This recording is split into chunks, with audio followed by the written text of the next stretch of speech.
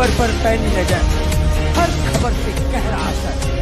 देखिए खबरों की हकीकत, सीमांचल न्यूज, सच का आईना।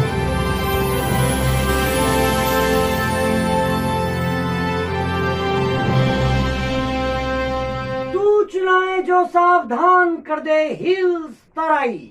माउंट ड्वार्स मीडिया नेटवर्क में आपका स्वागत है। ताजा तरीन खबरों के साथ हाजिर हूं मैं आलोक सांडिल्य। आप देख रहे हैं खबरों की हकीकत, सीमांचल न्यूज। एक भावुकता, एक भावना था लोगों का सेवा करना, और ये जीता जागता मिसाल होगा। ये लोग ये गवाही देंगे, आपको शाहिद है, ये लोग एविडेंस है कि कभी भी अगर कहीं कोई परेशानी हुई, चाहे आपका नीज 22 से लेकर के पूर्णिया या पूर्णिया से पटना या फिर कहीं एम्स का भी चक्कर काटना पड़ा, तो मैं सब कुछ छोड़ करके लोगों का सेवा करता रहा। शुरू से मेरी फिक्र कदम से कदम हमेशा मैंने कभी अपने परिवार के तरफ पंचायत के लोगों को लिया, और हमेशा जहाँ तक भी बन पाया मेरे अंदर, जहाँ तक ताकत थी मैंने किया। सर, इस बार का जीत जो हुआ बीबी तराना के पति प्रतिनिधि मोहम्मद शाहनवाज आलम ने सीमांचल न्यूज को दिए गए साक्षात्कार में कहा कि जन सेवा देखिए, अभी तो 3 दिन से हम सबसे पहले आपको देखे होंगे, आपको एक बात कट गई बीच में कि लोग कहीं के अपने हिसाब से काम करते हैं, लेकिन चुनाव जीतने के बावजूद भी हम अभी तक दोपहर मेरा एक जगह नहीं है। पंचायत के हम अपने घर में अपनी माँ से बात नहीं कर पाए, अपने बच्चे को गोद में नहीं ले पाए। और यही नहीं, सरकार की जो भी योजनाएं पंचायत के लिए आई, उन्होंने ईमानदारी पूर्वक भ्रष्टाचार मुक्त वातावरण में धरातल पर उतारने का काम किया।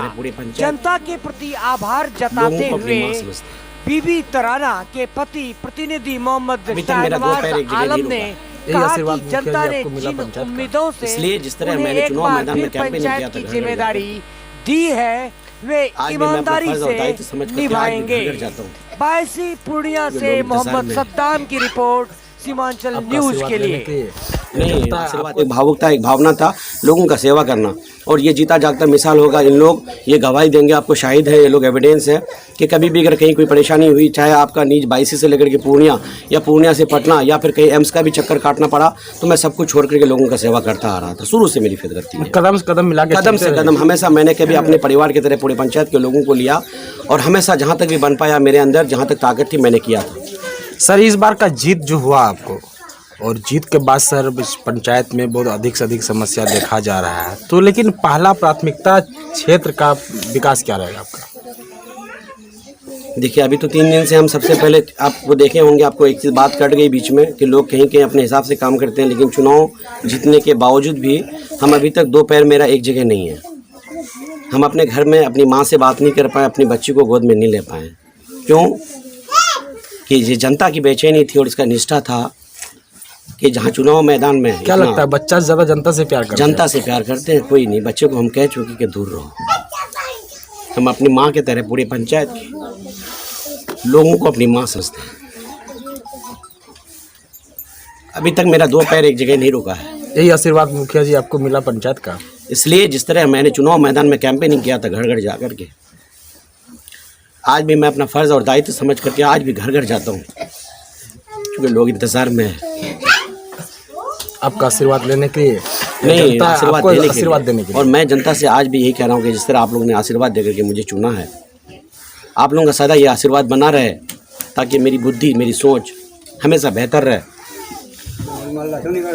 और मैं सेवा करता हूँ और हमेशा तत्पर रहूँ, हमेशा। देखिए भाई, लोग चुनाव आज जो ही 1 तारीख को मतगणना हुआ है और नवनिर्वाचित के रूप में आए हैं, सर पे एक बोझ पड़ा है। खौफ इस बात का होता है कि जिन माँ की आंखों में आंसू देखा था मैंने, जिन नौजवान साथियों के जज्बात मैंने देखा था, दिन रात कैंपेनिंग किया बगैर खाए पिए, मैं जितना भी शुक्रगुजार हूँ वो कम है, जितना भी साधुवाद दूँ वो कम है। मेरे पास पैसा नहीं था, खाली हाथ चुनाव मैदान में थे हम, लेकिन भरोसा था मुझे सत्य पर, क्योंकि सत्य परेशान हो सकता है, सत्य कभी ख़त्म नहीं हो सकता है। सच्चाई का सच्चाई, हाँ, और ये साबित कर दिया है यहाँ की जनता ने। तो आज सारे लोगों का जो योगदान था, जिसकी वजह से मैं सब कुछ छोड़ चुका हूँ। मैं अपने परिवार से भी ज़्यादा अपनी जनता को समझता हूँ। अगर नहीं समझता तो कहीं ना घर में जाकर के 2 दिन जरूर आराम कर लेता, लेकिन 2 पैर नहीं, मुझसे चला भी नहीं जाता। मेरी रीढ़ की हड्डी अगर भी दर्द करती है, मेरा पैर काम नहीं करता, तो भी मैं फील्ड को नहीं छोड़ा। जब तक मुझे पूरी पंचायत का डोर टू डोर, जब तक मैं क्षेत्र भ्रमण नहीं कर लूँ, लोगों से आशीर्वाद दोबारा नहीं लूँ, तब तक मैं सांस नहीं ले सकता हूँ। क्यों कि जब चुनाव मैदान में चुनाव प्रचार के दरमियान हम एक वोटर के बाद 10 बार जा सकते हैं तो जीत के बाद क्यों नहीं। तो सबसे पहला हक है मेरी माँ, मेरे पंचायत के लोगों का, जहाँ मुझे पहुँचना चाहिए, और मैं उस काम को अभी तक जारी रखा हूँ। ये चल रहा है सिलसिला, पिछले 3 दिन से मैं चल रहा हूँ। 10 से 11 बजे तक लोगों का अपना स्वागत अपने दरवाजे पर करता हूँ, फिर वहाँ से फ्री होने के बाद फील्ड में हूँ, और मोटा मोटी तकरीबन 3 दिन के बाद ये मेरा मिशन पूरा होगा। पूरे पंचायत के हर घर तक मैं पहुँचना चाहता हूँ। तो इस बार के लिए पहला प्राथमिकता विकास सर क्या रहेगा आपका पंचायत? सर पहला प्राथमिकता देखिए, पंचायत यह है काम के लिए गया है, जो बात सच है। मेरी कोशिश होगी कि ज़्यादा से ज़्यादा मैं लोगों के जो उम्मीद है उस उम्मीद पर खरा उतरूँ। आप जिस रास्ते से, जैसे आप बताएं कि आपके यहाँ का रास्ता बहुत ख़राब है, रास्ते को चौड़ीकरण की जरूरत। सर चौड़ीकरण तो बहुत दूर की बात होगी, मेरे यहाँ तो आने के लिए रास्ता ही नहीं है अभी तक। अभी तो फिलहाल किसी तरह कहीं तक न कहीं तक ठीक है। जो ही सैलाब का सीज़न जब शुरू होता है ना, लोगों का कलेजा धड़कता है, लोगों को निकलने के लिए कोई रास्ता नहीं है। लोग दुआ करता है कि कहीं किसी घर में कोई बीमार ना पड़े, कहीं ऐसा ना हो कि आवागमन के चक्कर में लोग बगैर इलाज के दम तोड़ दे घर पर। सबसे पहले तो रास्ता का बहुत बड़ा प्रॉब्लम है। जगह जगह मेरा एक गांव है जो हरड़िया टोला है, जहां से आज भी रास्ता निकलने के लिए रास्ता नहीं है, बाइक नहीं पहुंच पाएगी आपकी। 15 साल ख़त्म हो चुका।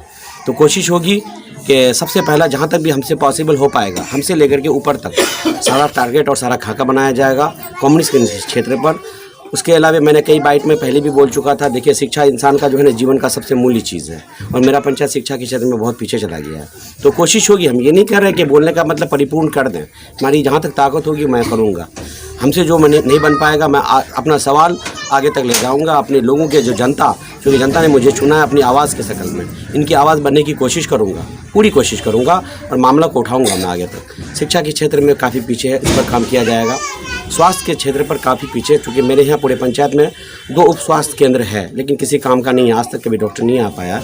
तो कोशिश होगी मेरी कि आगे तक मैं बात पहुँचाऊँ विभाग कहीं रात में सर जनताओं को कहीं उपचार कराने का समस्या हो जाए तो इनके लिए सर क्या करता है? कुछ नहीं है, बस सिर्फ जो छोटा मोटा डॉक्टर जो होता है, क्वाक डॉक्टर जिसको बोलते हैं, प्रैक्टिशनर, सर डर लगता है। कहीं कहीं 2, 4, 6 महीना सीख करके आता है, उसकी दवाई खाने में भी कभी कभी डर लग जाता है। कभी कभी तो काम आता है, बुरे वक्त में वही लोग काम करते हैं। रात को 12 बजे उठ करके जो लोग हैं वही क्वाक डॉक्टर ही, जो प्रैक्टिशनर हैं वही इलाज करते हैं।